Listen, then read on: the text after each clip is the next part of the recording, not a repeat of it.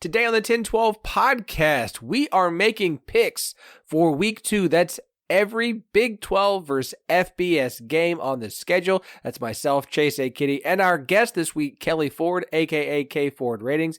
That includes Arkansas, Oklahoma State, BYU, SMU, Arizona State, Mississippi State, Texas Tech, Wazoo. We've got them all for you here, coming up on the 1012 podcast. Ryan Reynolds here for, I guess, my 100th Mint commercial. No. I mean, honestly, when I started this, I thought I only have to do like 4 of these. I mean, it's unlimited premium wireless for $15 a month. How are there still people paying 2 or 3 times that much? I'm sorry, I shouldn't be victim blaming here. Give it a try at mintmobile.com/save. Whenever you're ready. $45 upfront payment equivalent to $15 per month. New customers on first 3-month plan only. Taxes and fees extra. Speed slower above 40 gigabytes. See details. When it comes to towing, seeing is believing. That's why Chevy Truck's advanced camera technology offers up to 8 available cameras for 14 unique views, so you can focus on the view that really matters. Chevrolet, together let's drive. Learn more about Chevy Trucks at Chevy.com. Safety or driver assistance features are no substitute for the driver's responsibility to operate the vehicle in a safe manner. Read the vehicle owner's manual for important feature limitations and information.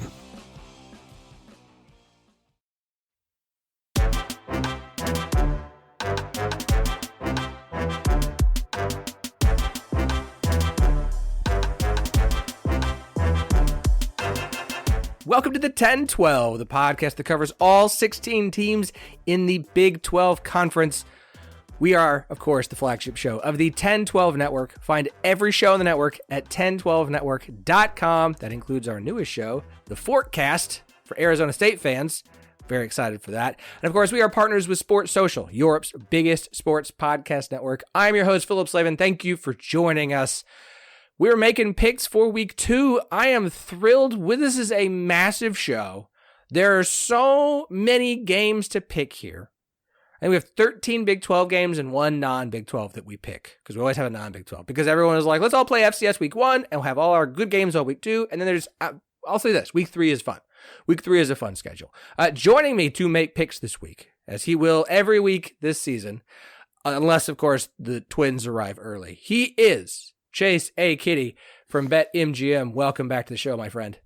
Thank you. The Twins are the sword of Damocles hanging over the season. They can appear at any time. They can kill any show, and we'll be happy to have them here when they get here. You know what? Once they arrive, I will consider them good luck. They're going to be good luck, right? It's a good thing. Also joining us, because we like to have a guest each week for this show, a guest picker. Joining us today, if every podcast is someone's first, but if you've listened to this show before, there's 0% chance you have not heard him on here. You don't know who he is. If you don't, I'm very excited for you, because there's no time like the first time. He is Kelley Ford, a.k.a. K4 Ratings on Twitter/X. Kelley, welcome back, friend. Hey, Philip, thanks for having me. It's always a pleasure. You're always way too kind in the introduction. I'll certainly try to live up to that, but it's a blast talking Big 12 with you. I'm excited to be on with Chase. I think, Chase, this is our first time together on the podcast, so this will be great. I'm excited. And like you said, a lot of really good Big 12 games here in week 2. A loaded slate. Go ahead, Chase. I did. I think I missed Kelley by like a week last week, so I'm excited to go head-to-head with him and see who comes out on top. Oh, no, throwing down the gauntlet. We've been on for 2 minutes. I'm competitive. I like to win. I love it. Let's get it, man. Yeah. We should get it because I've been told that, if you only listen to a few minutes of the show, it lacks talent and insight from the hosts. That is from the most recent review we got on iTunes. The pod was called A Waste of Time. Thank you, all cap IPTAM. I assume maybe it was a Texas A&M fan who just mad about something.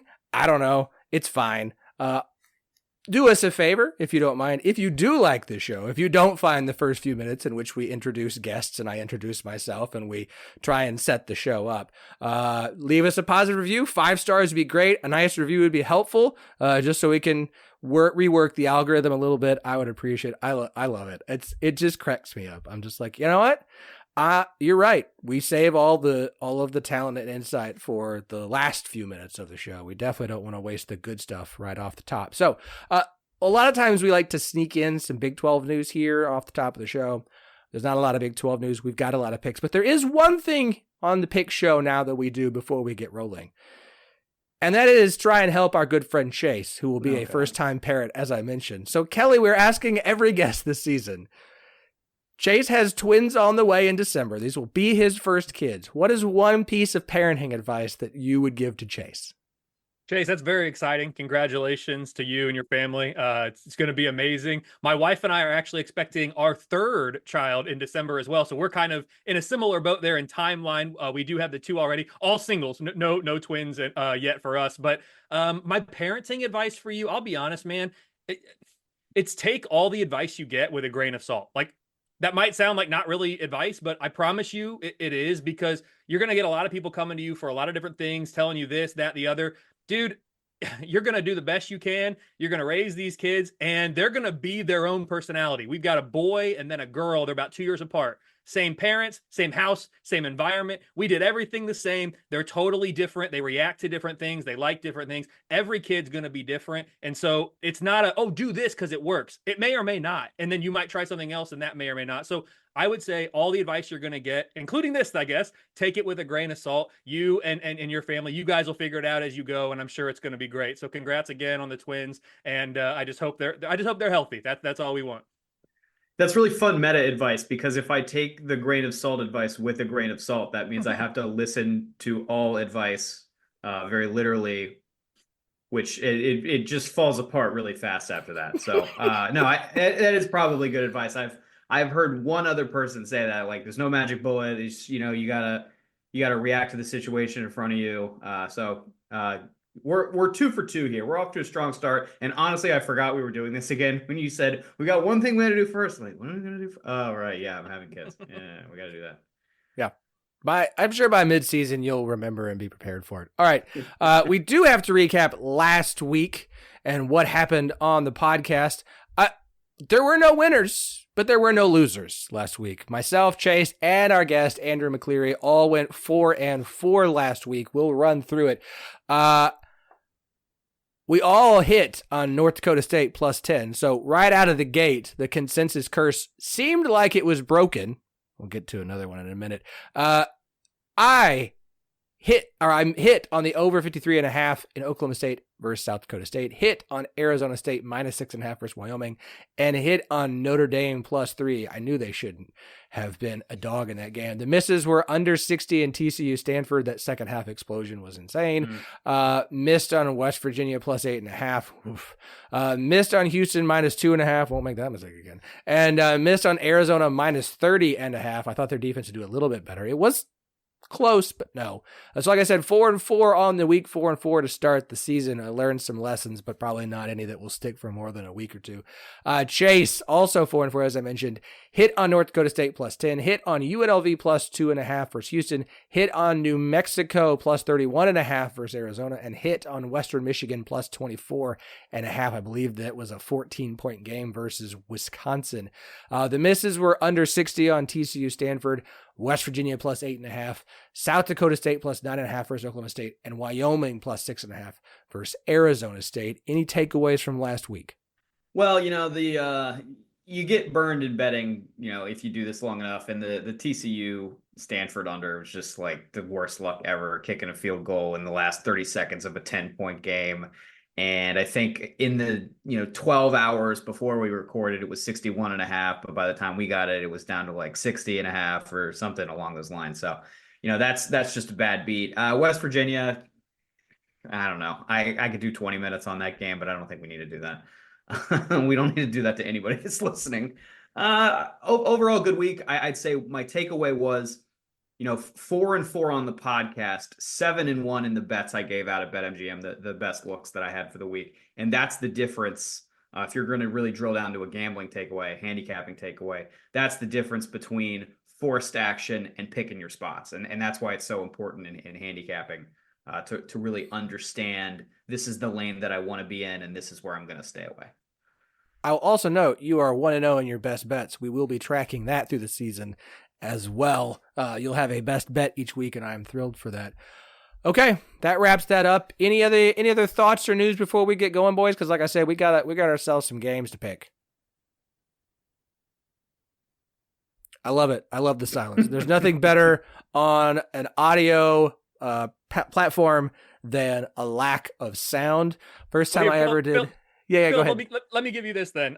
So if I'm looking at the Big 12 from this past week from a power rating standpoint, the record's pretty good. Only 2 teams failed to win, right? West Virginia and Houston. From a power rating standpoint, not quite as good of a week for the Big 12 when you look at the movement of the teams, even with those wins, right? Because it's all about how did you perform relative to the model's expectation. But I'll give you one team that I'll give you 2 teams. 2 teams that really impressed the model for different reasons. Arizona State. That's one that coming into the year, we kind of thought, ooh, this might be the second worst team in the Big 12. I'll tell you what, great week 1 performance here as I pull it up against Wyoming, 48-7, and they played really, really well. They moved up 5.5 points in my power rating. That's the number 3 biggest mover of week 1 behind Sam Houston and Boston College. So great week for Arizona State. And I'll give you another one that really moved up, UCF. And they moved up in a different kind of realm of the power ratings. UCF moves all the way up as I pull it up to number 22 in the power ratings. I still have Utah and Kansas State as the favorites to make it to Arlington. UCF is now in that number 3 spot, though, in the projected standings. They moved up more than a field goal. That's top 20 in terms of biggest movement in the positive direction this week. So even though it wasn't great for all Big 12 teams, they got the wins, and that's what's important early on. But from a power rating standpoint, how did you play relative to expectations? Across the board, there was something to be desired, but those 2 teams in particular certainly had great weeks. And we will see here in week 2, was that really their level? And is this how they can be expected to perform? Or was that, an outlier great result and they'll regress a little bit towards their preseason projected mean? That's certainly going to be interesting to watch. Yeah, a lot of opportunity this week.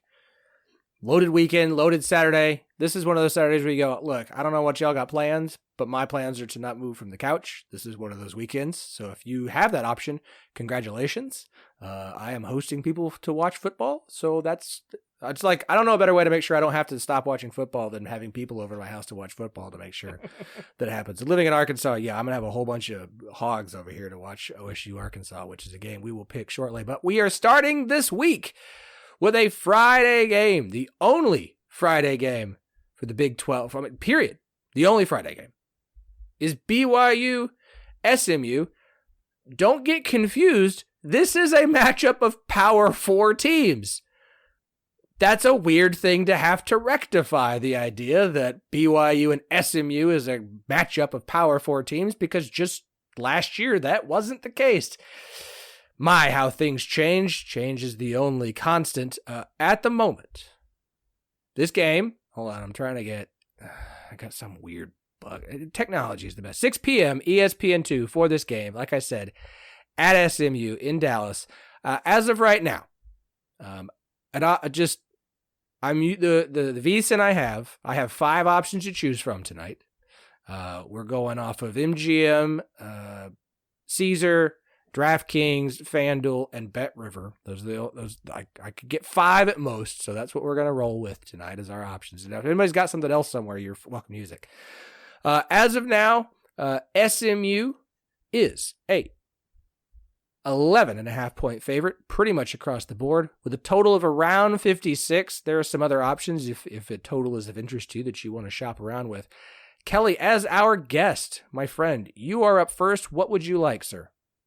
Well, I appreciate you giving me the lines because I'm not tracking that on the front end, but I pulled up mine, of course, to make the pick. And you guys will love this. I've got SMU minus 11.5. So exactly what Vegas has. Now, my actual number is 11.6. So I guess I'm going to lay the points with SMU because I am 0.1 on that side of the line. So my pick will be SMU and lay the points with them here. If we break down this game, SMU for me, power rated number 32, BYU's number 64. On either side of the ball, my numbers are going to lean the advantage with SMU, and they're at home in this game. But I think where BYU has a better chance here, is their offense against that SMU defense. The BYU offense for me is the better of their 2 units at number 38 in the country. The SMU defense is number 39, very, very close to a wash. It's the other side of the ball that concerns me a little bit if I'm a BYU fan. Our defense right now is number 79. The offense for SMU, number 31. I've got a 20% win expectancy for BYU. So again, I'm not going to talk in absolutes by any means. If we play this game 5 times, my numbers expect BYU to win it once. So I'm hoping for Cougar fans, if this is the one time out of 5 that they get it done on the field in Dallas. But my numbers say at SMU, 20% chance for BYU, but give me SMU minus 11.5. This game's got a watchability score, Philip, of 7.3 out of 10. So certainly a highly watchable game here in week 2.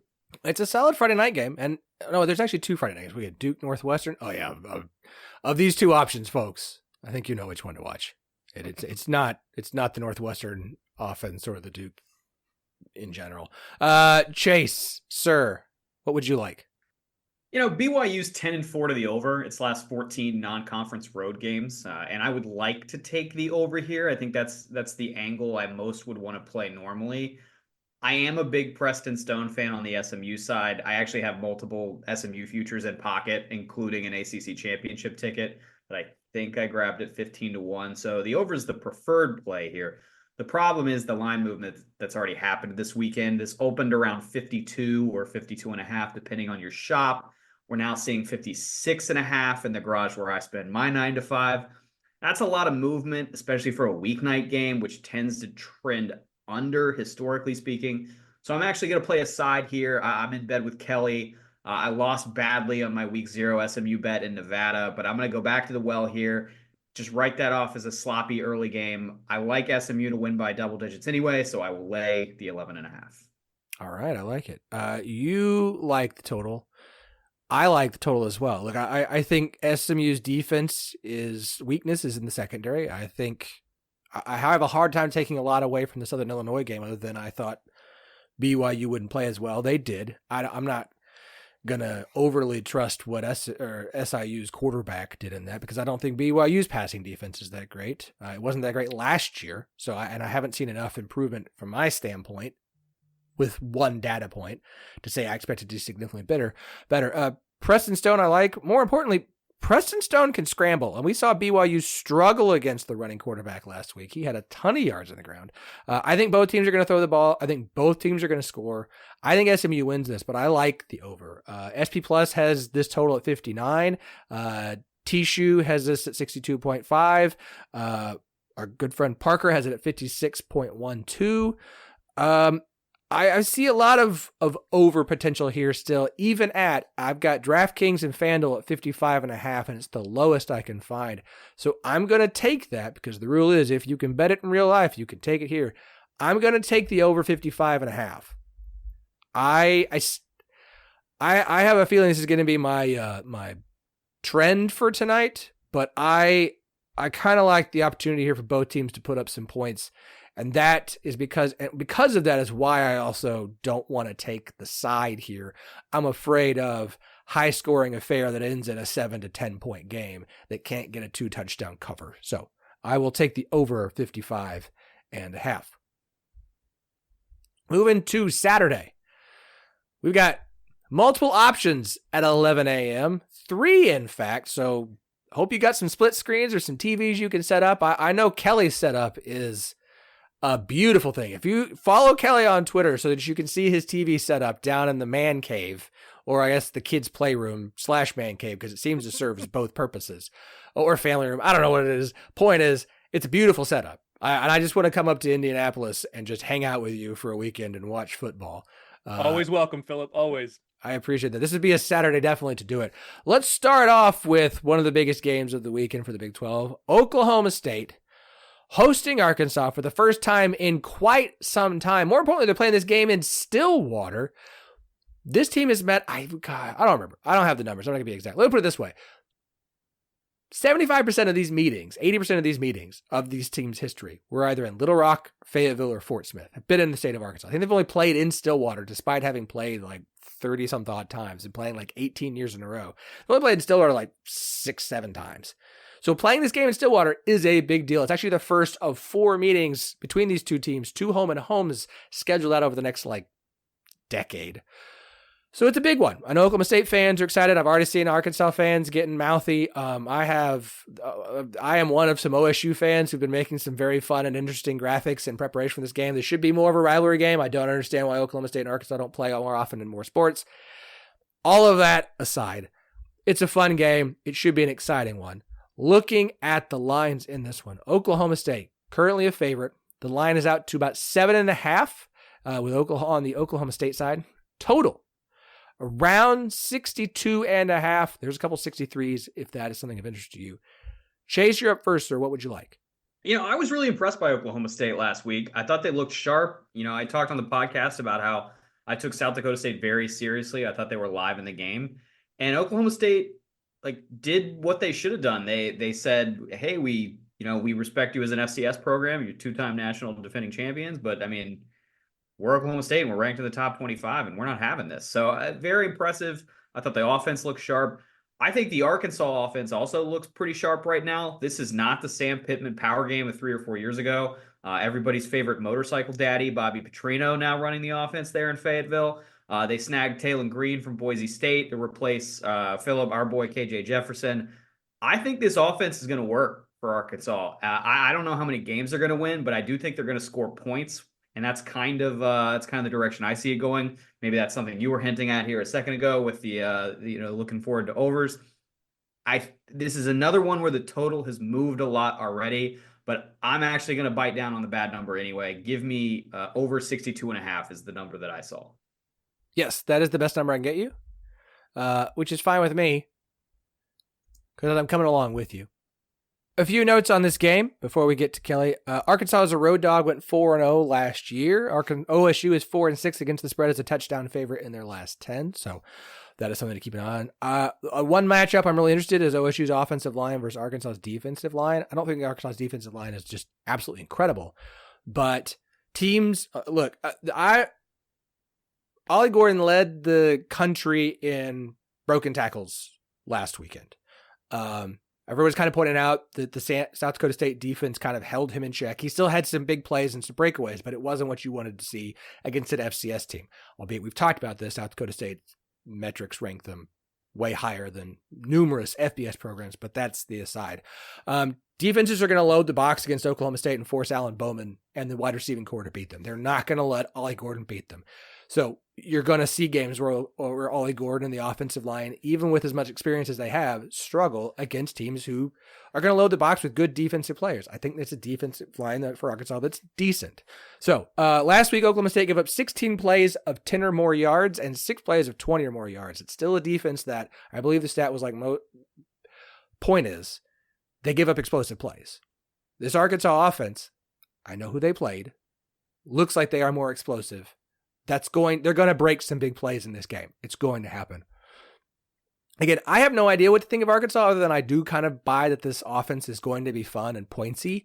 Bill Connolly's SP Plus rankings have UAPB, that's University of Arkansas Pine Bluff, who Arkansas played last week, at 358th overall out of FBS, FCS, D2, D3, and NAIA. At 358th, that is behind 7 NAIA programs. Okay, is that that's good? Kelley?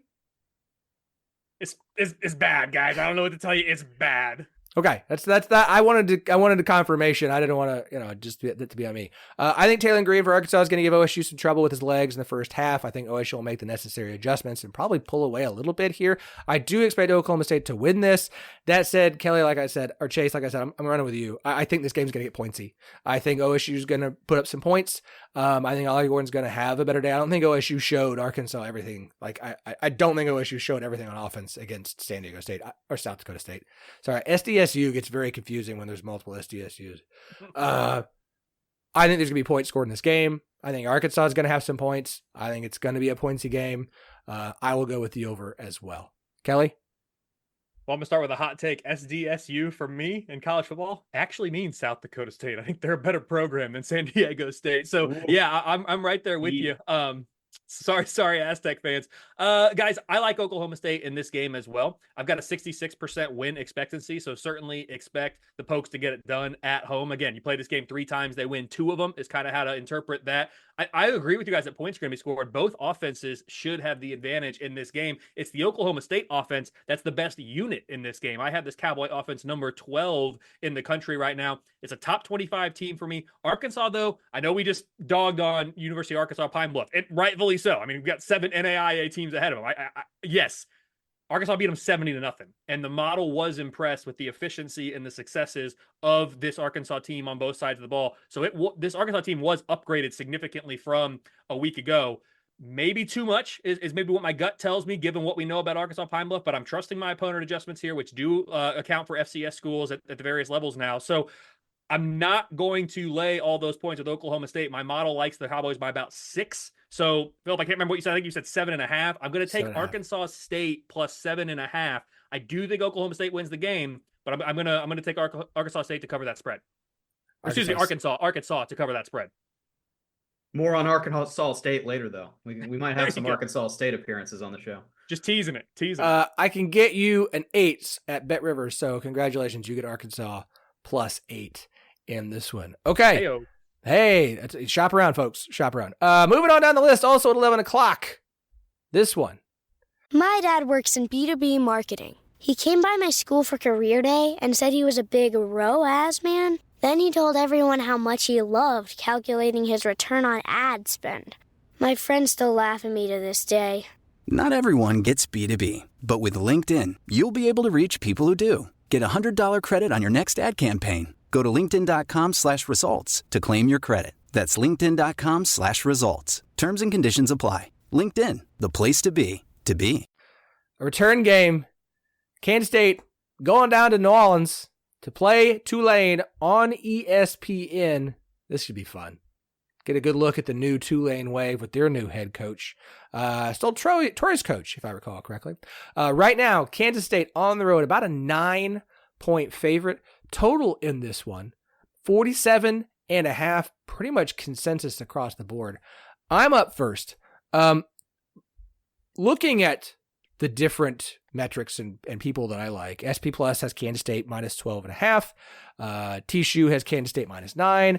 FEI has Kansas State minus 13.6. Beta Rank has Kansas State minus 12.1. Our good friend Parker Fleming has K-State minus 16.74. And the only note I have on this is don't bet against Kansas State and Coach Kleiman. So, new Tulane team, not sure what to make of them.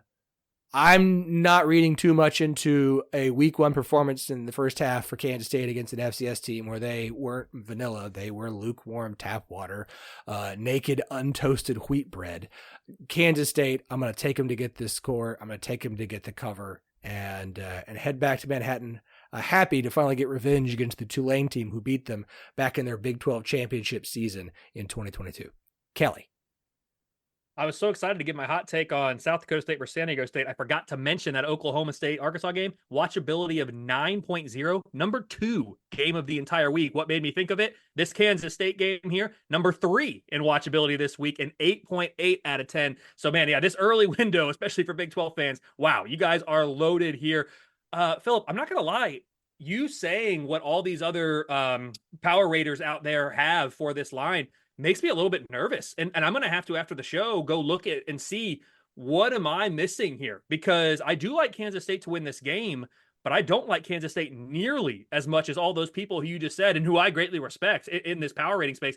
I've got Kansas State by about 2.5 points, guys. It's a 58% win expectancy. So I'm not sure if I'm higher on Tulane, lower on the Wildcats, or maybe a little bit of both. I will be checking on that after this show. But for now, again, I like both offense. Excuse me. I like Kansas State in this game on both sides of the ball. The defense in particular should have a somewhat significant advantage against this Tulane offense that I have as the worst unit in the game, coming in at number 69. I mean, the fact that it's at Tulane, that's certainly playing a role here. I will double check what my home field advantage number is for the Green Wave, because I don't apply a singular 2.5 across the board as I have in years past. I do have a variable dynamic home field advantage now based on performance at home versus on the road in recent years. So that could be at play here, but I'm gonna take Tulane and the points in this one. I do think Kansas State gets it done, but I'm projecting much closer than Vegas and some of those other folks. So give me Tulane and the points. 58% win expectancy for Kansas State in what I have as the number 3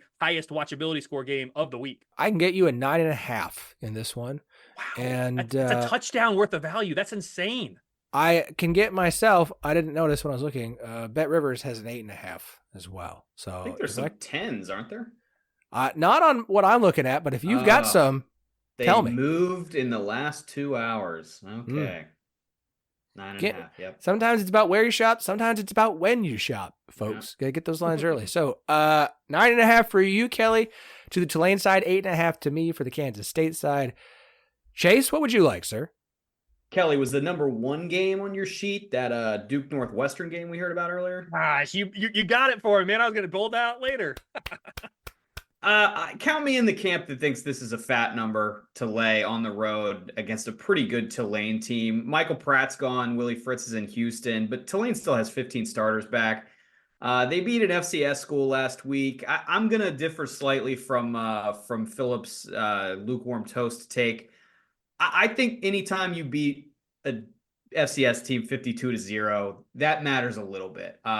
Even if it is a not great FCS team, and Southeastern Louisiana is better than not great. I mean, there's so many degrees of separation on FCS, but I mean they make the playoffs every other year, every third year, so they're a decent program. I think 52-0 is worth taking seriously.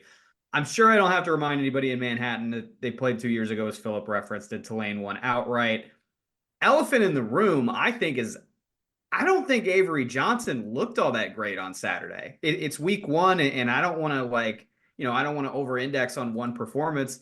I didn't get to watch the game live, but I went back, I caught some of the highlights of the stats. That was enough for me to go and actually find the game and watch the condensed version, because I thought the box score was a little, eyebrow raising. I didn't love it. QBR is just one number, but his QBR from the game was 39. He basically didn't play the fourth quarter. I'm not blaming him for having a bad first game, because that's how college football goes sometimes. But when you're talking about a handicapping perspective, you're going to lay double digits on the road against a more than competent G5 team. At least it was double digits as of 2 hours ago. I liked Tulane plus 10 when I was prepping for this show. Now seeing it's down to 9.5, I'll definitely still take the 9.5 podcast and in real life. This was a finalist for Big 12 Big Bet, but I ultimately went in a different direction. All right. I like it. You have Tulane plus 9.5. Get it now before it changes again. One more morning game in the Big 12. Cincinnati hosting, I can't say guys, let's say lowercase Pitt. That's the way to do it, right? Lowercase Pitt is the correct pronunciation of that. At 11 o'clock, ESPN2 at Nippert Stadium in Cincinnati. At the moment, Cincinnati is about a 2-point favorite. There's some 2.5s there as well. Total at 62.5, pretty much across the board. Kelley, you're up first, sir. What would you like? Cincinnati, a 2-point favorite, man. I've got Cincinnati by 1.5, so I guess that means I'm going to take Pitt and those 2 points here. But again, my number much more closely aligned with Vegas here in this one. I just want to say how much I love this game. Cincinnati and Pitt. Like, these two teams just feel right to be playing each other. I know it's a non-conference game, but I like these regional rivalries in college football, and this is regional enough for me that this game is exciting. It has a watchability score of 7.1 out of 10, so certainly not on the same kind of level as a couple others that we've already talked about, but still a highly watchable game. I love the geographic rivalry and proximity here. Both offenses should have the advantage, but this is, I mean, like I said, 1.5 points is what I make this a 54% win expectancy for Cincinnati. There is not much separating these two teams. I did downgrade Cincinnati slightly, about 1.5 from a week ago following their 18-point win against Towson. Pitt, lowercase p Pitt, was upgraded nearly a point based on their performance against Kent State, who I currently have as the worst FBS team. I know we've talked about the layers of FCS. I have Kent State as the dead last 134 out of 134 FCS power rated team, or FBS power rated team right now, I should say. So I'm going to take Pitt and those 2 points that I'm going to get. I do like Cincinnati to win this game outright ever so slightly, but I think it's going to be really competitive. I think it's going to be really tight all the way to the end. And again, I just can't get over how much I love regional rivalries. So the play is Pitt plus 2. The lean is Cincinnati to win it outright. I got you 2.5, sir. 2.5. 2.5. There we go. Chase? Yeah, I mean, to Kelley's point, after the Pat White West Virginia teams kind of gave up total domination of the Big East in the late 2000s, and it kind of gave way to this fun Pittsburgh-Cincinnati rivalry there for a couple of years, like Tony Pike and those guys. Those are really fun back and forth back in the dying days of the Big East. So I'm excited to watch this game too. Handicapping this game, I kind of have to decide whether I love money more than I hate Pitt. So that's a tough call. No interest in the game at all in real life. I do kind of like what Sorsby gave to Cincinnati last week. I thought he was really good, even if the overall team performance was a bit meh in that Towson game. Pittsburgh, from a handicapping perspective, 0-5 against the spread in road games last year, 3-8 against the spread off a win since the beginning of the 2022 season. So there's a couple of trends to consider that sort of point towards Cincinnati. I think the over has some potential. I'll go ahead and lay the short number with the Bearcats in a game that I really have no real life angle on. All right, Cincy -2. That's what I think. I'll run through just a few notes real quick. First off, glad to hear that Dante Corleone, the Godfather, is medically cleared to return to play. Not sure he's actually going to play this weekend, but either way, thrilled for that. We keep talking about SP Plus rankings. I love doing this stuff. Pitt put up 55 points on Kent State, who is bad, as Kelley mentioned. They're the worst team in FBS. He has them. Bill Connolly has them 189th in his SP Plus rankings. Cincinnati put up 38 points on FCS Towson, who's out of the FCS. They're ranked 186th in SP Plus, so actually 3 spots higher than Kent State. It doesn't mean anything for this. I just thought it was slightly funny. I'm not sure. I think Cincinnati should actually be favored in this game. I don't know what to expect. The fact that Pitt looks like they might actually have some offense is not a thing I expect from Pitt. I would like the over. All the projections show less than the total. SP Plus, Tishu, FEI, Beta, Parker all have less than that. They also, only one person has Cincinnati by 2. Everyone else is Cincinnati. It's a consensus of Cincinnati's going to win this, but Tishu has them by 2. Everyone else is less than 2 points. So this is a really tough one to get. I like to lean towards if I think there's a team that's going to win, and they're at home and I can get them for less than a field goal, I'm probably just going to go ahead and take that. And since I can get Cincy -2, I'll ride with the Bearcats and believe that they will pull off the win just like they did last year at lowercase p Pitt. All right. We've got our first of 2 of this non-conference slate. Big 12 matchup that doesn't count in the Big 12 standings. I'm just saying all sorts of weird stuff. BYU SMU is a P4 matchup. Utah Baylor are conference mates, but playing in a non-conference game. Cats and dogs living together, mass hysteria. This game is at 2:30 in the afternoon on Fox in Salt Lake City. At the moment, Utah is a 14.5 point favorite, pretty much across the board. Total is around 54.5. That's just about consensus. Chase, you're up first, sir. What would you like? I'm not going to overthink this too much. I think there is virtually zero chance that Baylor wins this game. You're getting some nice value relative to the opening position because the market's moved from 17 to 14.5.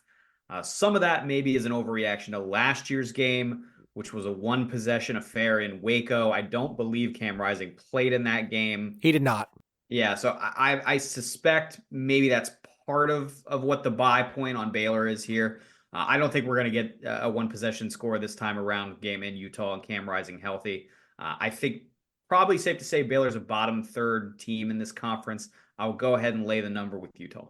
The total at 54.5 is too high for me. I think it's probably going to be an under. But I agree. I wish this was either at 14 or under 14. I don't think it's going to drop below 14 before kickoff. I can't imagine that would happen. I would prefer this at 2 touchdown. Like, I think Utah, look, Baylor is better this year. So is Utah. And this game's in Salt Lake City. Utah's winning this game. And if they don't, well, then I'll chug a Dr. Pepper in Baylor's honor. I don't need a spoon and I don't need a solo cup. So I'll just go ahead and chug it. If you don't understand that reference, just go look at Twitter. So I will ride with you as well, Chase, and take Utah 14.5 to get that cover. Kelley? Add the term Florida State to your Twitter search for that reference and you'll find it very quickly. That was insane. So for me, guys, I don't like this at all. My number, and I like the way the market's trending because, Chase, you said it opened at about 17. It's now down to 14.5. I have Utah -14. Like, that's what my model says. I don't like taking Baylor plus 14.5 because my gut tells me Utah might actually run away with this one based on last year's game, based on it being in Salt Lake, based on Cam Rising playing, all the things you guys have talked about. But I'm going to ride with the model because I'm not putting any money down on my own. So this is just what it's saying. Watch this. I'm going to miss this pick, and my absolute error is going to be like 1 point, which is what I care about, but hey, that's the way gambling goes. So give me Baylor plus 14.5 here, Philip. Again, Utah's going to win this game. Both sides of the ball, they have the advantage, especially on offense. I've got this Utah offense at number 22 in the country. The Baylor defense right now, number 45. So I just like them at home. I think they're going to get it done. If Baylor has any hope here, it's not super informative, but I've started to track and publish the special teams unit rankings. Again, special teams on the field, so few plays that it really doesn't make a big difference in most games, but it is a large discrepancy here. I have Utah number 84 on special teams. I have Baylor number 18. So if Baylor is going to keep this closer than we're projecting, maybe it's a big special teams play, whether that's a punt return, kick return, a block, like whatever it is. Maybe that's how they do it, and you're going to need it on the road here. So 84% win expectancy for Utah. Give me Baylor plus 14.5, but I certainly expect the Utes to get this done. And Utah's my pick in the Big 12. They were in the preseason. They are currently to win this conference. So I know this is not a conference game, but if Utah struggles here, that would be a red flag for the projections moving forward, certainly. Yeah, 3 of the 5 that we track between SP Plus, Tishu, FEI, Beta, and Parker agree with you on Utah by less than 14. There's so much, and correct me if I'm wrong here, Kelley, like there's still so much preseason data, which is built off of previous years built into this.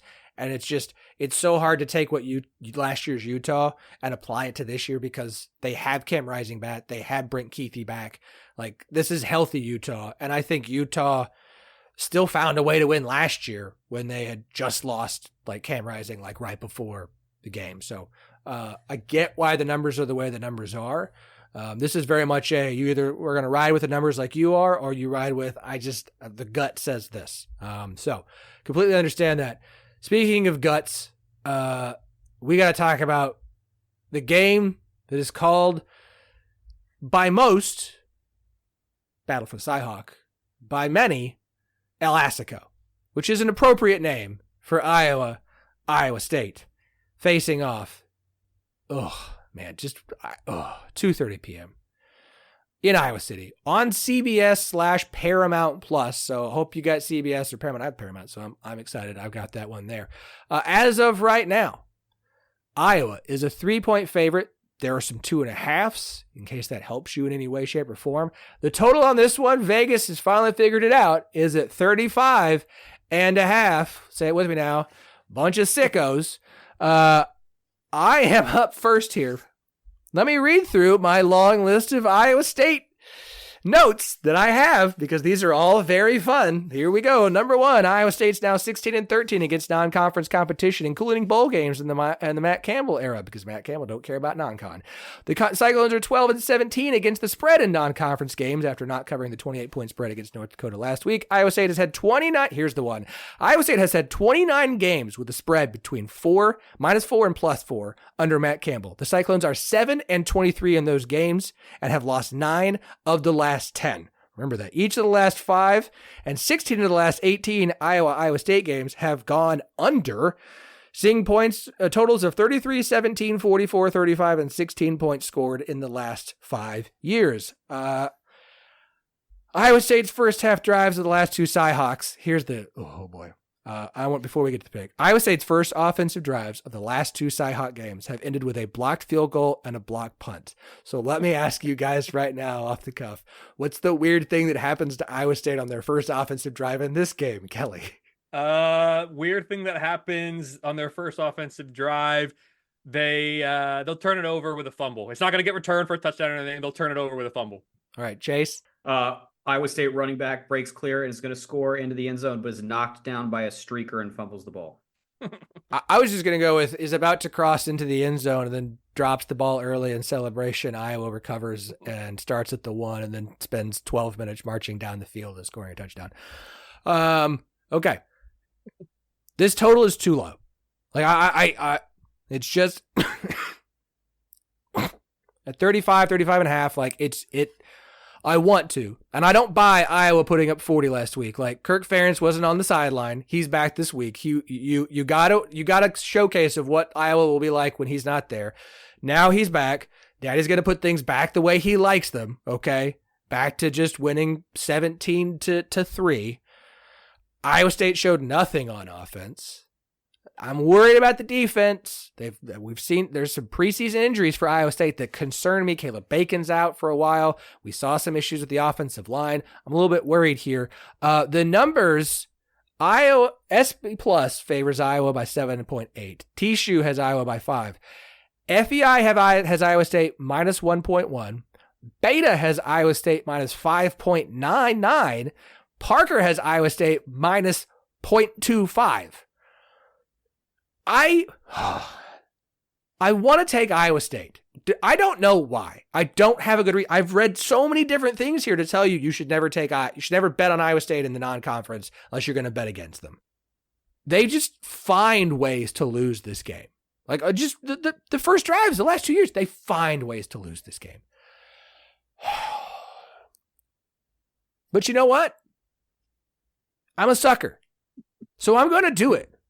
Cyclones, because I know some of you listen to this and I will hear about it in the Wide Right Natty Light Discord chat. Everybody come join. We've got a 10-12 channel. It's a lot of fun in there. I will take the Cyclones plus 3. I'll just say I think Iowa State somehow finds a way to win this because the last 2 times Iowa State's actually won this game was in Iowa City.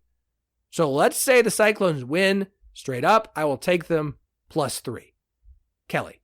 I want to say that I love this game. I know it's kind of a laughingstock for a lot of neutral college football fans. They call it El Assico, as you said. Great game. Great game. I love this game. Yeah, and it's one of the best college football rivalries, especially when you consider the fact that they played early in the year. So many of the great college football rivalries get played on the last weekend or in the back half. This one is played in week 2. Like, this is something to get excited about for these fan bases right out of the bat. And I'm going to tell you right now, this game has a watchability score of 8.7 out of 10. It is the number 4 game in watchability for me in week 2. And everybody rolls their eyes. Chase is rolling his eyes right now when I say that. You got to check that algorithm, bro. Because when I talk about watchability, I'm looking for 2 things and 2 things only. And this is what makes my watchability different than a lot of other watchabilities out there. I'm looking at projected quality, and let's look at these 2 teams. Iowa, from a power rating standpoint, is number 24 in the country. People are going to laugh at that. People are going to say, no way, this offense is terrible. I agree with you. The offense is number 117. It's better than it was last year, if you can believe it, but number 117. The defense is number 1 in the country by my numbers right now. You look at Iowa State, number 42 in the power ratings. Very, very respectable. Upper mid-pack of a very loaded Big 12. Defense is good. Number 26 in the country. It's probably not quite up to the Matt Campbell standard of what we've seen in recent years, but number 26. And the offense, nothing to write home about, but it's a lot better than Iowa's. Number 64 in the country. So when you're looking for quality, these 2 teams check that box, especially relative to most matchups in FBS over the course of the season. Then you look at projected competitiveness, and you cannot tell me that this game is not going to be competitive. Now, you can say, well, it's only competitive because no one can score. I don't care. It's going to be a competitive game. I'm projecting it as a 1-score game. It's going to be competitive. So those are my 2 things. I'm in the minority in college football fandom of I really don't care how many points are scored in the game. I actually appreciate defense. I like turnovers. I like pick sixes. I like scooping scores. Don't know how many scoop and scores pick six we're going to get, but I think we're going to get turnovers, and I like that. So, to me, this is a watchable game. I like it. I like Iowa more than Vegas here, I think, because my number is Iowa minus 7. So, I am going to take Iowa minus 7. It's a 30% win expectancy for Iowa State. So, you play this game 10 times, Iowa State wins 3 of them, is what it's saying. On the road, it's gonna be tough in Iowa City. But like you said, Philip, the last time Iowa State won this game was in Iowa City. So it can be done. It will be done in certain years. I'm not sure this is the year. I love this game. People can get at me if they want. I think it's a great college football rivalry. I don't need points to be entertained. So give me Iowa minus 7. But man, I do love Matt Campbell, and I do like to root for Iowa State. Well, I'll give you Iowa minus 2.5. So that gives you some wiggle room based off your numbers. There we go. Yes, please do. Chase. I think this is the easiest pick of the entire week. I really do. I like Iowa State outright this weekend, and I have them in an underdog round robin that I bet earlier today, along with Old Dominion and some other really random teams. But the play here is the under. This is an eyes bleed game every single year, but this is exactly my style of under. I love this. The under's hitting 5 straight Cyhawk games. They have averaged 29 combined points per contest in those games. I love low total unders. 35.5 for college football certainly qualifies. So give me the under, and I'm sorry in advance, but stay it with me. This is your Big 12 big bet of the week. I love it. I love it. That's magic right there. That's magical. Okay, let's move on down to a game. Look, if you have not seen the helmets that UCF is going to be wearing this weekend when they play Sam Houston, go look at it now. Some very sick kids got to color in the UCF logo in various different ways. And so they pulled out these cool decals on their helmets for the spring game. They decided September is like Children's Cancer Awareness Month. In honor of that, in this game, they pulled out some of those decals and are slapping them on the helmets for this weekend. It is super cool. It is super fun. I love it. Go watch the video. You might as well cut some onions while you're doing it. So I think people will think that that's the reason you got a tear in your eye. Okay. Go read the story. As for the game itself, this game, 5:30 p.m. kickoff, ESPN Plus in Orlando, UCF and Sam Houston. UCF currently a 22-point favorite. There's a few other, that's got to be an alt line. Bet Rivers with a 23.5. In case you want to take a cover, there you go. Total at 57.5, pretty much across the board. Kelley, I believe you are first here, sir. What would you like? Am I getting 22.5? Is that the line that you're offering here? I am. Okay. I am offering anywhere, but I'm offering 22, 22.5, or 23.5 if you want it. Okay, my number is like UCF by 23.5. So give me whatever's the best value there. I think that would be UCF minus 22, potentially based on what you just said. So I do like UCF in this game. I've got a 94% win expectancy. I talked about it at the open of the show. UCF was really impressive for me, jumping up into the top 25 in my power ratings. They moved up more than a field goal in terms of overall raw rating. So really, really impressive in that 57-3 win against New Hampshire. That being said, no team outperformed the model's expectations more last week than Sam Houston. Sam Houston moved up more than a touchdown in my power ratings, the biggest movers of the week. Now, they're still power rated number 99. They were starting pretty darn low, but they beat Rice 34-14 on the road. My numbers did not see that coming, that type of performance. So Sam Houston with a big upgrade. I don't think it's going to matter in this game, certainly in terms of the outright win. I'm laying the points here with UCF as well, the 22. So I think UCF gets it done. They've got the advantage on both sides of the ball and special teams. UCF's a top 10 special teams unit. Again, we talk about how much does that really matter, especially early in the year. Something to keep an eye on maybe. This UCF defense should absolutely have their way. I've got the defense number 35 against a Sam Houston offense that is sub 100. So give me UCF. I'll lay the points at 22, and I think they get it done. This is a team that I'm really excited about their potential in the Big 12 race this year. I think it's going to be really, really interesting. They've got 7 one-score projected games on the slate here this year. Their season will be defined by that, as many are in college football. UCF's going to be no exception. So give me UCF minus 22, and I think the Knights are going to roll here. UCF minus 22. It is yours. Chase. A couple of years ago, I'm still doing a little bit of FCS coverage on the side. I get a DM. I think it was a DM. It might have been an email, but can't remember which. I open it. It's from a guy in the comms department at Sam Houston. He says, Chase, please, I know you talk FCS. You're one of the good ones. We like you. For the love of God, will you stop calling us Sam Houston State? We are no longer Sam Houston State. Please don't refer to our team as that. I said, that's news to me, man. When did that happen? Have you considered telling people you changed your team name? He said, idiot, what do you think I'm doing right now? I'm telling you. Stop doing it, please. So from the horse's mouth, Sam Houston. They're not Sam Houston State anymore. I think this handicap completely depends on your opinion of Sam Houston. Kelley, kind of stole my thunder there with the, he has a model and I don't, so it's better coming out of his mouth than mine. Don't misunderstand me. But I was really impressed by them last week. I thought they looked pretty good against Rice in a little crosstown match there. I followed Sam Houston and Jackson. I almost did it again. Sam Houston State. It's in the blood. You cover FCS long enough.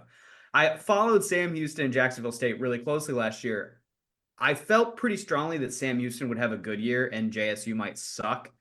0-2 there, wrong on both counts.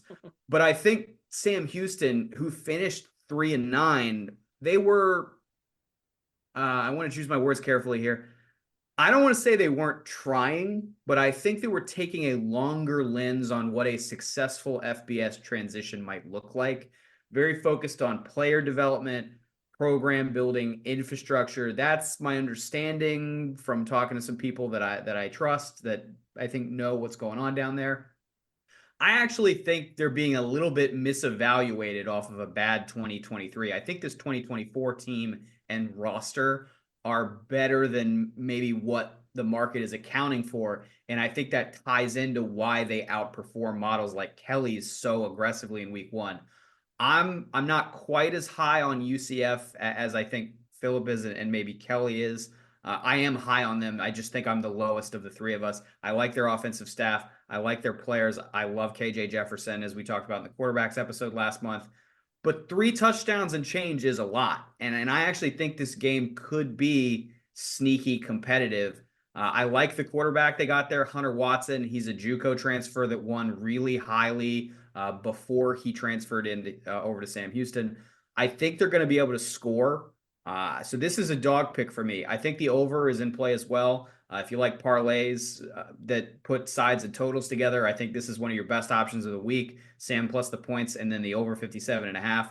I am considering this as a real live bet this week, but for now on the podcast, I will take the 23.5 points with Sam Houston. Not a state. You got it. I'll make this quick. I'm taking the over. I think this game gets pointsy. I think that's where the value on. I think Sam Houston can put up some points, and I think UCF is going to put up some points again. I think KJ will have a better start to this game than he did again in week one against their FCS opponent, where he was not good. His arm was not good. But I think UCF will have enough success on the ground. Best total I can get for an over is 57.5. So I will take the over 57.5 in this one. All right, we are moving to Kansas on the road at Illinois. Oh boy. Oh, I forgot to mention there is another Big 12 game I didn't mention. West Virginia hosting University of Albany at 5 p.m. on ESPN+. West Virginia looking to get their first win of the season so far. All right, Kansas at Illinois, 6 p.m. kickoff. All times are Central Time because it's God's time in Champaign, Illinois. This one on FS1. Kansas currently a 5.5-point favorite. Total in this one, 55.5. Chase, I believe you are up first, sir. What would you like here? Yeah, I don't have a great feeling for this game. I can't imagine I will bet it in real life. But here's what I do know. Jalen Daniels is awesome. He gets hurt a lot, but when he plays, he's awesome. Here's an expression of how awesome he is. Since the start of the 2022 season, Kansas is 9-2 straight up and 8-3 against the number when Daniels actually starts and finishes the game. Unless he falls down the stairs and hurts his back in the next 72 hours, I like his chances to play on Saturday at Illinois. One of those covers from last year that I mentioned of the 8 that he has over the last 2 years actually was against Illinois. The box score says Kansas was a 3-point favorite and won 34-23. It was not that close. Kansas dominated 539 yards of offense to Illinois' 341. They were up 34-7 before Illinois scored some garbage time stuff.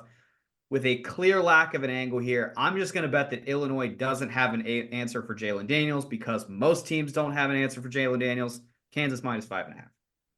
I'm with you there. The Jayhawks' concern this season are all depth and health related, and that's not my concern in week 2 on the road at an Illinois team who I think still gets a little bit of credit for the first year at Bielema, where they had a bunch of really good defensive players and Ryan Walters is their defensive coordinator, and then Walters left, and suddenly I was like, oh, maybe it was Ryan Walters and not Brett Bielema. Quarterbacks, Kansas advantage. Offense is Kansas advantage. Head coach is Kansas advantage. Defense is maybe slight Illinois advantage. Give me the Jayhawks to cover this one because, again, as Chase mentioned, Jalen Daniels is healthy. Kansas should go on the road and should win this game and by at least a touchdown. So getting this at 5.5, Jayhawks minus 5.5. Kelley? I've got Kansas minus 6.5. So I'm going to lay the points with Kansas as well. Lay that 5.5. I think Kansas gets it done. It's a 68% win expectancy for the Jayhawks. I really like this game too. A lot of people are going to call it the Bill Self game. I'm going to call it the Lance Leipold game because any chance I get to talk about Lance Leipold, I am going to. I've said this a couple times on X, like build this man a statue. I've seen enough. What he's done with the Kansas program and his time there, where they were versus where they are, and the historical relevance or lack thereof, candidly, for a long period of this program's history, what he's doing is incredible. And so I think you got to build him a statue. I know he's in the middle of his term, his tenure. He might leave that tomorrow, next week, end of the year. Do it. He's done enough. He's earned it. I think this Kansas team's really good. They're top 25 in the country from a power rating standpoint. Can you imagine having said that, 3 years ago before Lance Leipold gets there? Like, just no way. The offense is top 15. The defense is top 50. Give me Kansas. I'll lay the points. This game's got a watchability score of 8.3. It's the number 7 game of the entire week for me. I think it's going to be a really good game, and I think Kansas fans are going to be happy with the outcome. This is a team to watch in the chase for Arlington this year, certainly. One more thing to watch this weekend is your bank account when you go to charliehustle.com and do some shopping, whether it's to drown out your woes because your team lost or it is to celebrate a victory this Saturday. Best way to do that is to go to charliehustle.com and buy some incredible gear for your team. They have all 16 Big 12 teams. They've got incredible stuff for all 16 Big 12 teams. If they've got great stuff on sale, that they just got to make room for new things. So if there's something on sale, load it in your cart. If there's something that's not on sale, then you want to remember our promo code 101215, TEN1215. That is available to anyone and everyone on all non-sale items. I didn't say first-time purchase. I didn't say limited time only. I said all non-sale items. So go buy some stuff now and remember it again when you go shopping for friends and family for the holidays when they go, where'd you get that shirt? Where'd you get that hoodie? Where'd you get those sweatpants? Where did you get that thing that you're wearing that's so awesome? I want that as well. You're going to go to charliehustle.com. You're going to buy them some stuff because it's never too early to start thinking about Christmas, folks. The earlier you get it done, the less you have to stress about it on December 24th when good luck at the gas station, I guess. So, charliehustle.com. They love the Big 12. We love them for sponsoring this show and the entire network. Go show them some support. Check out the incredible gear that they've got. It is awesome. They still have some of the mascot tee. You need to go get if you haven't bought the mascot tee and they still have it in your size, do yourself a favor. I walk around in Arkansas and where people are like, oh, that's awesome. That's a great t-shirt. There's not a lot of Big 12 fans around here. They're all Arkansas and SEC fans, and even they know a good shirt when they see one. So charliehustle.com, promo code 101215 for 15% off all non-sale items. Charlie Hustle, vintage made fresh. There's a 5-star ad transition there, Philip. Thank you. Speaking of fresh, I don't know, that transition doesn't work. We're going to talk Colorado and Nebraska. Oh, this game. Does this game, look, let me put it this way. I'm not going to make fun of this game or people excited about this game. This is a rivalry game that doesn't get played often enough. These are two programs that don't like each other from the Big 12, Big 8 days. It's getting more national pub because Deion Sanders is the head coach at Colorado again. But it's still a game that even if he wasn't, and even if both these teams are still the same way programs they've been for the last decade plus of mid at best, this is a rivalry game.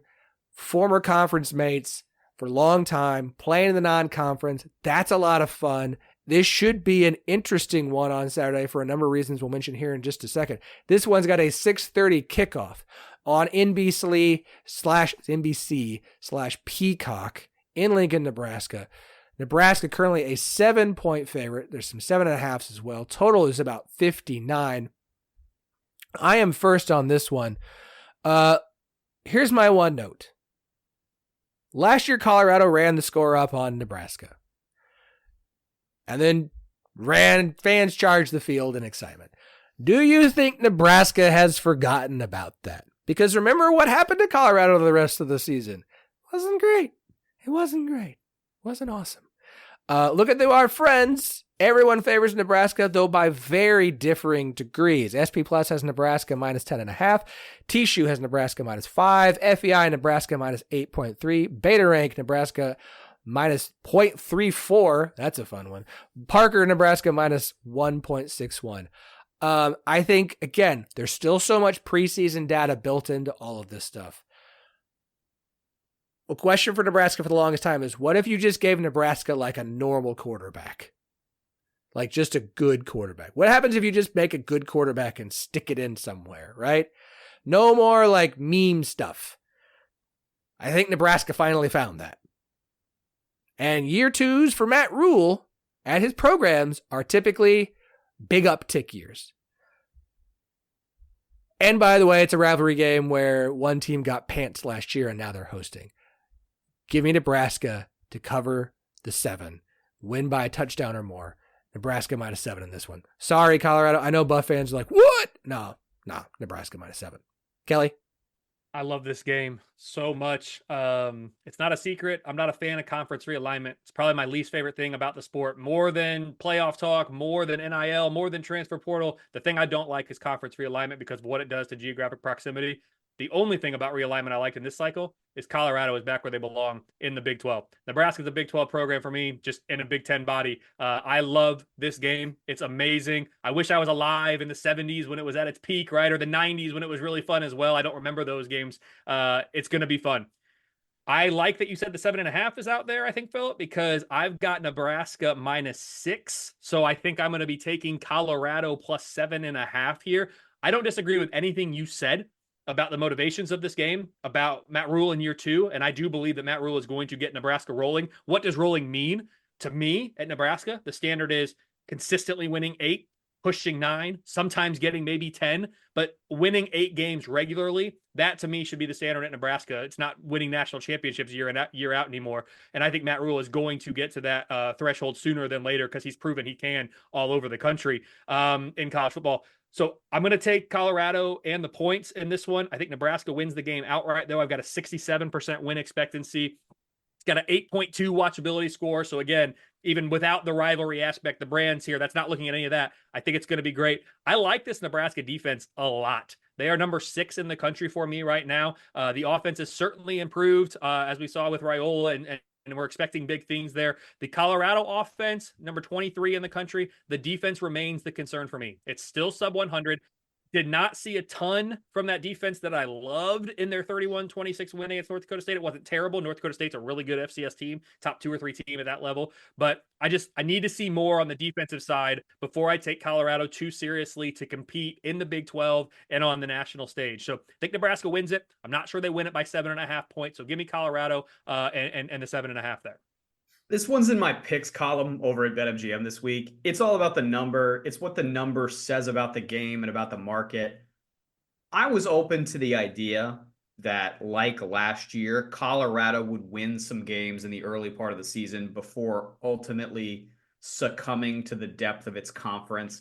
So if the market opened here at like Nebraska -3, that to me says Colorado or pass. That's a classic spot where the book is implicitly describing how much it doesn't really believe in the favorite. They just throw that sort of boilerplate -3 out there.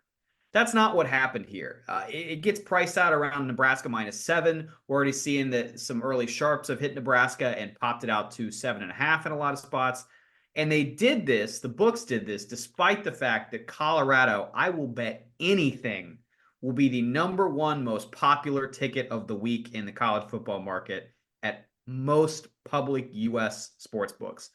They are going to be deeply, deeply underwater on Colorado. If I am remembering correctly, I was in meetings week 2 last year where we were hearing about how Colorado had more tickets than NFL games that week. It is that massive, the exposure on Deion Sanders in Colorado. So opening around 7 instead of 3 with all that it implies, that's a pretty big clue to me and how my style of marketplace betting that Nebraska is the right side here.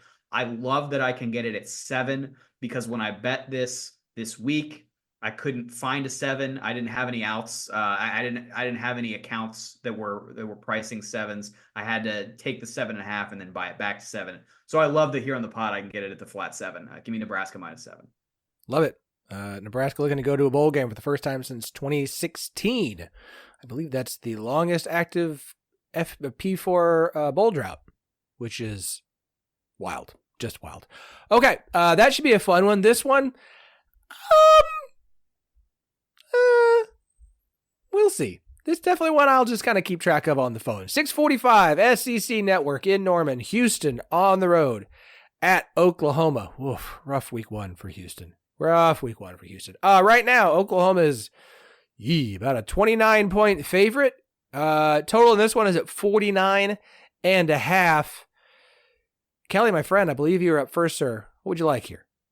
I don't love that number. I've got Oklahoma -29.5. So I guess I'm going to lay the 29 with Oklahoma. That's a big number to lay. But Philip, you said it. Houston, really poor performance last week. Downgraded the model more than 5 points. That's among, the 6 or 7 biggest downgrades in all of FBS. 3% chance that Houston wins this game outright. I don't see it. There's not much to talk about here. Houston's going to be at a disadvantage almost across the board. Oklahoma's a good team. I think they're a really good team. I think the model likes them even more than I do as personally, Kelley Ford the person. But I'm going to take Oklahoma. I'm going to lay those 29 points. And I don't see the path here for Houston. They are right now the one team in the Big 12 that is really, really struggling in terms of the projected conference standings. There's a gap from 15 to 16, and they are in the basement right now by themselves, this Houston Cougar team. It's not good. I think the future can be good. The present is not. All right, OU minus 29. Chase?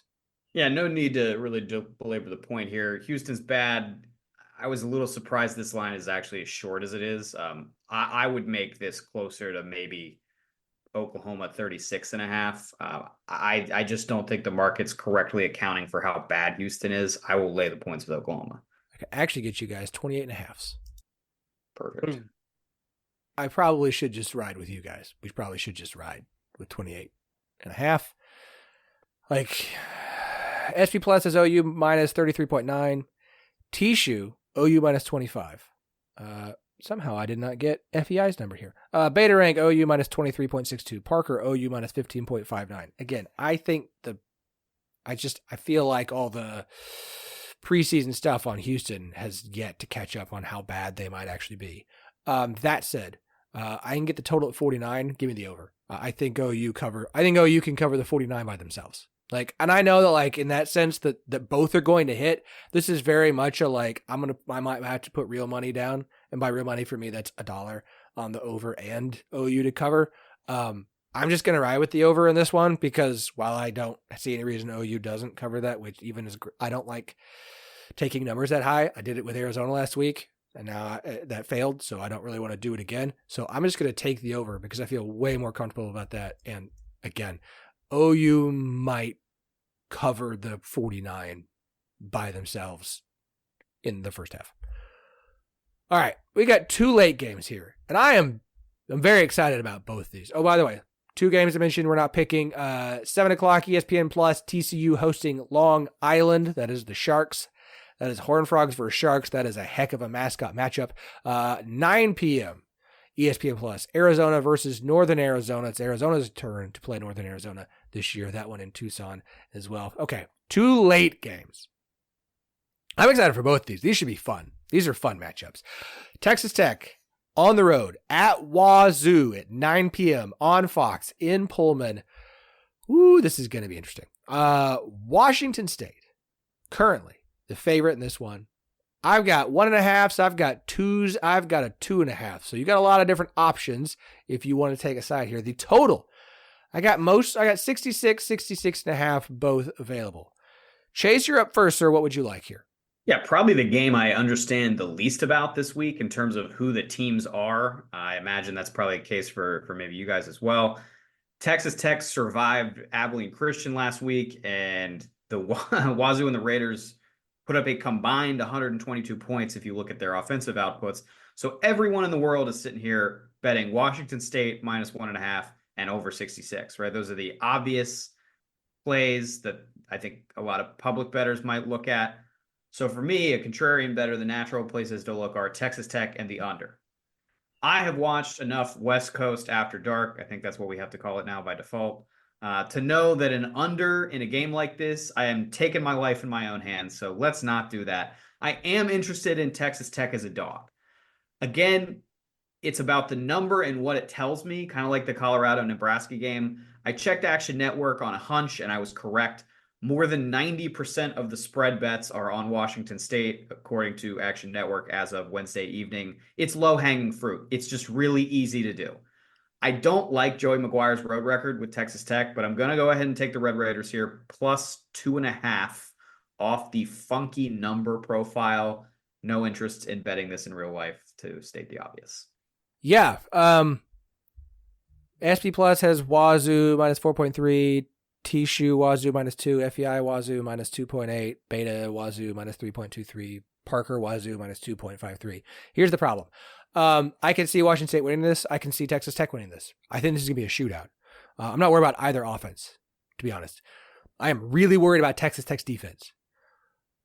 They have a lot of injuries, especially on defense. 2 linebackers are out for the season. Another linebacker and a DB are out for this game. And 2 linebackers and 2 DBs are questionable for this game. Like, I don't know who's playing linebacker for Texas Tech this weekend. And whoever it is, they're not 100%. Or they're walk-ons, like 4th-string walk-ons. I don't know who's playing linebacker. Taj Brooks is questionable. I expect him to play in this game.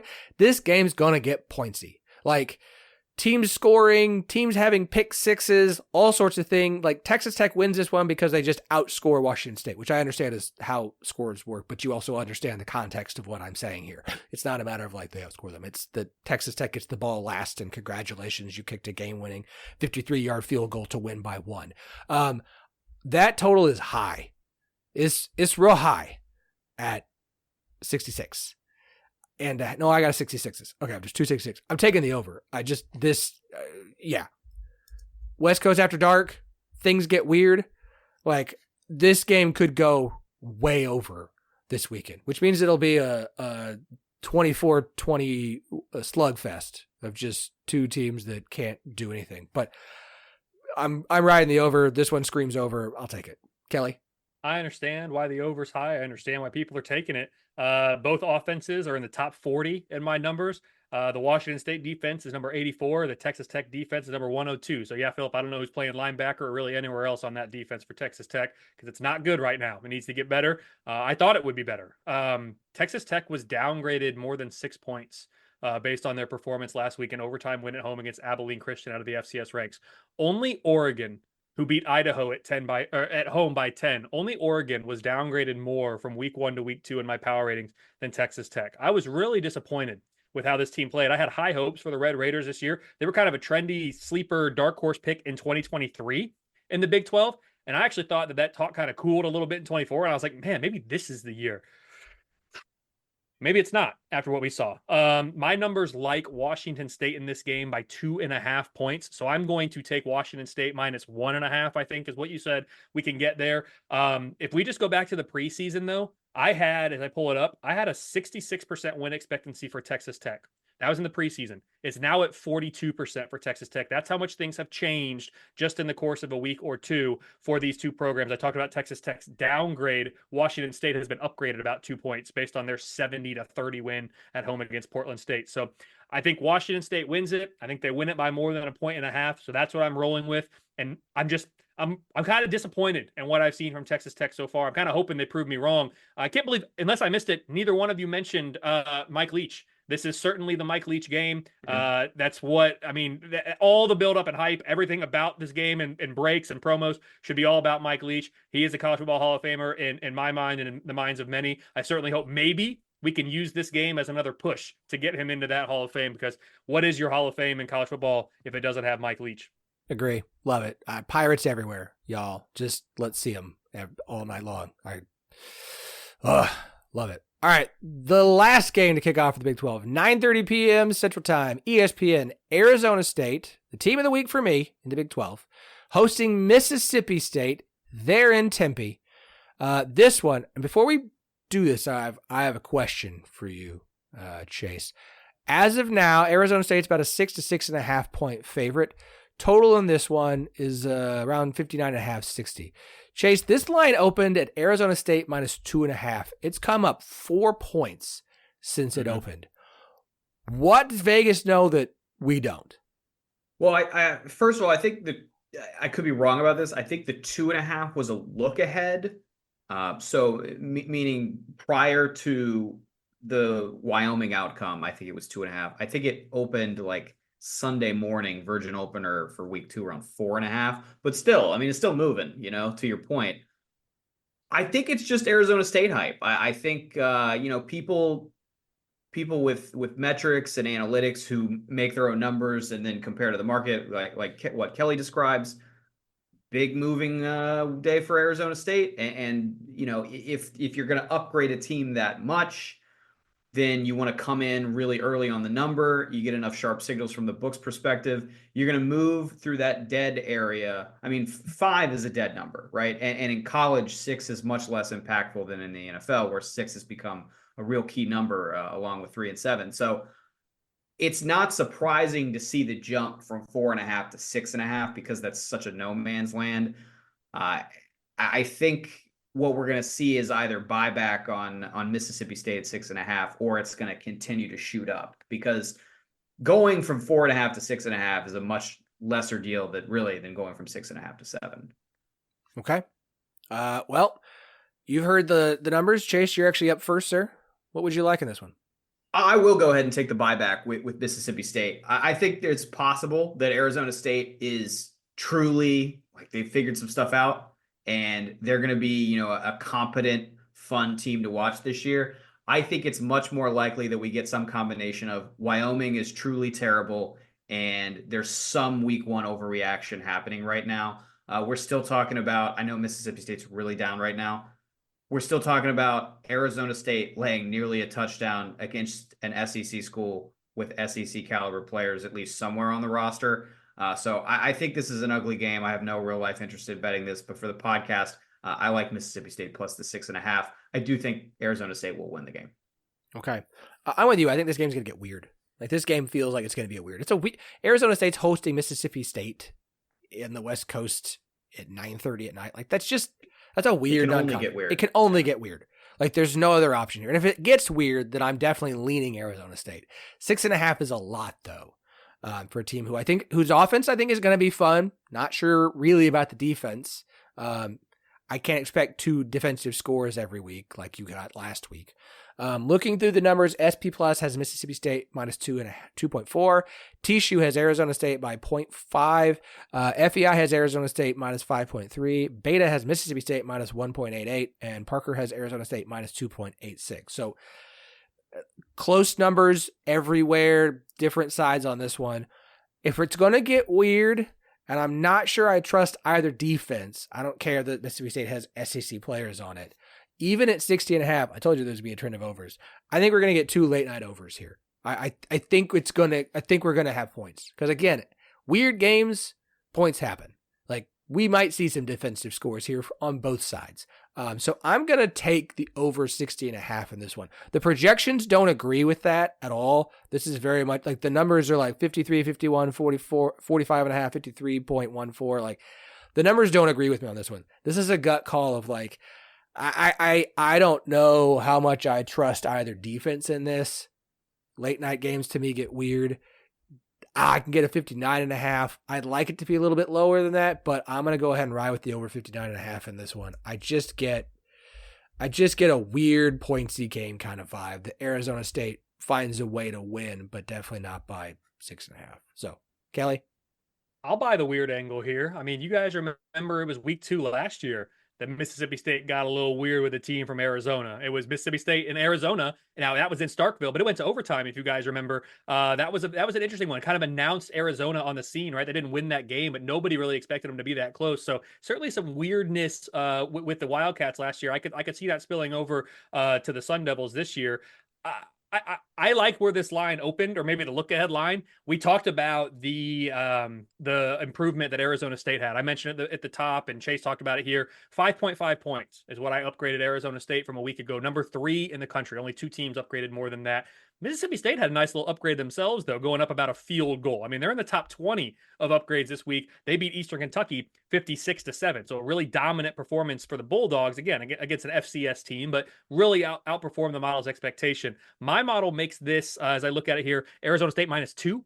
So I'm certainly going to take Mississippi State plus 6.5. I do think there's a little bit of value there. It's a 56% win expectancy for the Sun Devils. And I think they are looking like they are improved from a year ago. And I talked about it at the open or in the preseason, Philip, when I talked with you, we talked about, Arizona State, Houston, which one of those 2 teams is going to be maybe the worst in the Big 12. I was leaning Arizona State at the time. That's changed in a hurry here. I don't think Arizona State's even in that kind of bottom tier anymore. If I look quickly at the projected standings, they've jumped ahead of not just Houston, BYU, Cincinnati, and Colorado in the projected, that's projected wins. So excuse me, they're not ahead of Colorado in the Big 12 standings, just ahead of Houston, BYU, Cincinnati in the Big 12 standings, 3.3 projected wins. So I'm going to take Mississippi State and the 6.5 points that I'm able to get, but I do have Arizona State winning this game outright, probably by about a field goal or less. I like it. Okay. We wrap this show up same way every week. We each get to pick one non-Big 12 game of our choosing and take either the pick against the spread or the total. I'm up first here. I've got a couple different ones I've considered. I'm not going to do it because the number's bigger than I like, but I like Rutgers minus 22.5 versus Akron. I still don't know enough about Troy, but I kind of like the idea of them covering the 18.5 against Memphis. But the one I'm going to go with, the one I looked at and went, Kentucky is a 10-point favorite against South Carolina. That feels way too short. Like, I think South Carolina, no. Kentucky should win this one by more, a lot more. I will take Kentucky minus 10 versus South Carolina. They should be a 2-touchdown favorite, if not more than that. Kelley? Since I just like college football and I don't really partake in the gambling side of it for reasons we talked about before, I know a lot of people do. I'm going to give you a second to look up the line here for me, Philip. How about Texas, Michigan? That's the game I want to talk about. 7.5. 7.5's the line. Okay, 7.5's the line. Yikes. I like Texas by about 8. So I guess I'm going to lay 7.5 with Texas. Give me Texas minus 7.5. Again, I'm not going for the betting angle here. I just want to talk about this game. It's got a watchability score of 9.9 out of 10. Very, very excited for this one. Texas was upgraded from a week ago. They are now my number 3 power rated team in the country. Michigan was downgraded by about a point. They struggled a little bit with Fresno State. Now they ended up pulling away, winning at 30-10 at home, but I did downgrade the Wolverines. They have a lot of questions on the offensive side of the ball. Not many, if any, were answered here in week 1. So I certainly think they're going to be tested on that side. The strength versus strength is the the Texas offense against that Michigan defense. I think that's going to be a very, very highly competitive matchup, both those units in the top 5 nationally. So I think Texas gets it done because their defense is likely to stymie that Michigan offense, but it is in Ann Arbor. It's going to be an interesting game. I think it's the big noon kickoff, if I'm not mistaken. So that probably plays to Texas's favor. I know that means it's an 11 a.m. For their body clock. That's an 11 a.m. kick. But it's better than playing in the big house at night in a big game, I would say. So give me Texas. It looks like minus, what do we say, 7.5? 7.5. But I just think that's the game of the weekend for me. Again, so many Big 12 games in the top of my watchability, but this is the number one, and I'm really, really excited for it. All right, Chase, what you got? I would also lay 7.5 with Texas for what it's worth. I, like Philip, have a couple of different notes here. I'll start by saying maybe the best Big 12 bet on the entire board is a game we kind of skipped right past, and for good reason. So I'm not lodging a formal complaint here or anything. But if you want to talk sandwich games, it is tough to find a better example than West Virginia playing Albany in between games against top 10 Penn State and arch rival Pittsburgh. They haven't even priced a number on the game yet, but I'm just here to tell you, when it's posted on the sportsbook, I will be betting Albany plus whatever the number is. Doesn't matter. Not going to think about it. So file that one away. My official play here is going to be this. Something Philip knows about me. Some podcast listeners may know this about me. More will know it now. You know what I am? I'm a garbage man. I love finding trash. And there I was this week, minding my own business, hunting around in the alley behind Philip's house for garbage. And boy, did I find what I was looking for. Tulsa at Arkansas State. Real garbage here. Arkansas State needed a literal last-second touchdown to survive FCS Central Arkansas last Saturday. They didn't even really get it because the conference has already come out and said the refs blew the call and that the receiver didn't survive the catch didn't survive the ground. So there's that. Why is Arkansas State laying 7 and the hook against Tulsa would be my question. Tulsa's not very good. I get it. If you want to come at this from the Tulsa angle, 4-1-1 against the number in road openers since the start of 2018. Tulsa is 26-10-2 against the spread as a road dog since the start of 2015. They also didn't deserve to lose to an FCS school last week. So there's that. They beat Northwestern State 62-28. So I like Tulsa plus 7 in the hook. I liked it at plus 7, and then it got bet to 7.5, even better. That's what I won in this contest. I have money on it in real life. A runner-up that merited serious consideration, over 42.5 in the Temple Navy game. I have that one in pocket as well, if you're interested. Chase, I like that pick there. My numbers are with you on the Tulsa game. And then also for when it opens, for whatever it's worth, I have West Virginia minus 27.5. I totally hear you on that sandwich spot. Completely agree. Just giving you when it opens and you're looking at it, my numbers have West Virginia 27.5 there.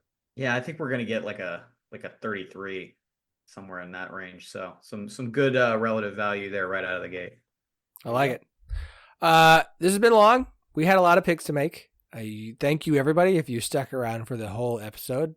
I'm sure Robert, who might be live tweeting this while he listens, is probably giving up. He usually bails before the non-Big 12 pick, but just in case.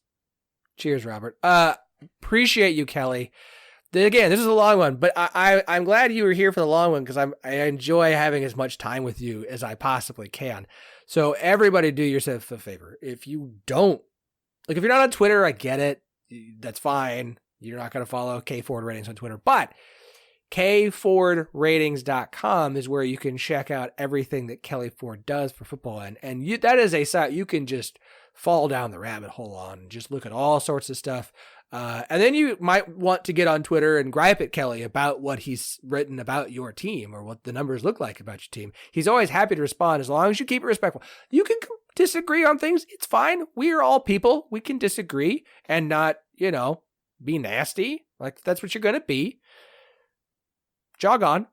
So K Ford Ratings on Twitter, kfordratings.com on the interwebs. Kelley, again, it's always a pleasure, man. I appreciate it, Philip. You're always too kind. I love coming on here. I love talking Big 12 football. This podcast does feel like home to me for what it's done and helping get my content out there. So really appreciate the invite as always. And like you said, I'm happy to engage, interact on social media. Let's go about it the right way and we'll have no problems. But yeah, disagree with me in a respectful manner. We can have a conversation. That's what I love to do. I did have a friend who was new to the site. And I don't know how. A friend of mine who I've been doing the site for like 5-6 years was new to the site. And he was like, yeah, dude, I was looking at your stuff over lunch the other day. Like I got my lunch out of it at work. Next thing I knew, it was 3:00 in the afternoon. I hadn't done anything. And I was like, well, thanks for finally checking out the site that's been there for a long time. But also I'm sorry for your lack of productivity because you fell down that rabbit hole that you just talked about, Philip. So yeah, if you don't have social media, I post it all on there as well. And I enjoy it. It's a lot of fun. So thanks for having me. Always a pleasure. Chase A Kitty.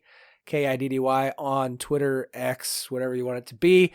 Always a pleasure, Chase. Glad to have you here with us this season. Chase has mentioned a couple times he's got some bets that he has written for BetMGM. Chase, where can people find that article if they want to find it?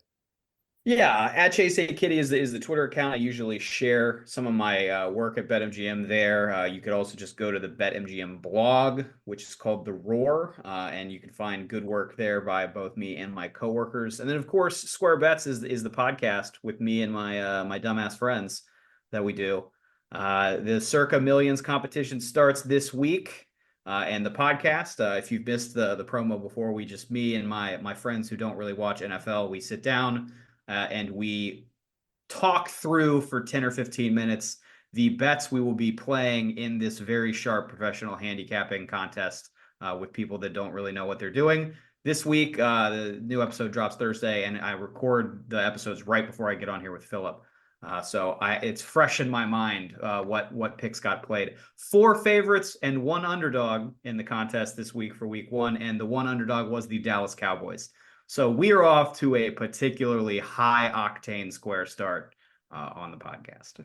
All right. I have followed you on iTunes, and I have followed you on Spotify, and I will be listening tomorrow. Everybody go check it out. Thank you again. This was a lot of fun. We'll be back on Monday to recap the weekend that was and look ahead to the week that will be. Y'all, enjoy some football this weekend.